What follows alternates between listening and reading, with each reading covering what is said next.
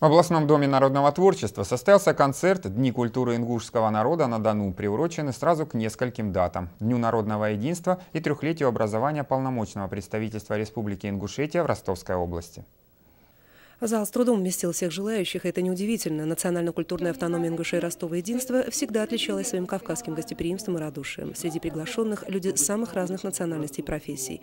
Некоторые пришли не только поздравить, но и поблагодарить полномочного представителя Республики Ингушетия в Ростовской области Магомеда Дарсигова за помощь и поддержку, оказанную медицинским учреждениям, детским домам и другим организациям. А тот, в свою очередь, выразил слова признательности врачам за высокий профессионализм в оказании медицинской помощи жителям Ингушетии.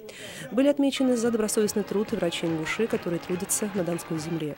Памятные подарки получили студенты из Ингушетии, обучающиеся в Ростове, за отличную учебу и большие достижения в спорте.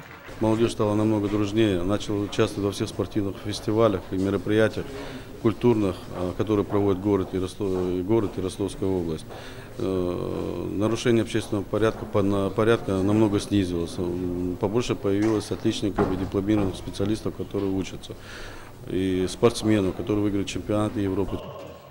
Для участия в концерте в Ростов приехали народный артист Республики Ингушетия Алаудин Эсмурзиев, народный артист Ингушетии Чеченской Республики Али Димаев, а также молодые популярные исполнители из Ингушетии. В течение всего многочасового концерта на сцене выступал хореографический ансамбль «Эрзи», радуя зрителей своими зажигательными танцами, которые не смогли оставить равнодушными никого из собравшихся.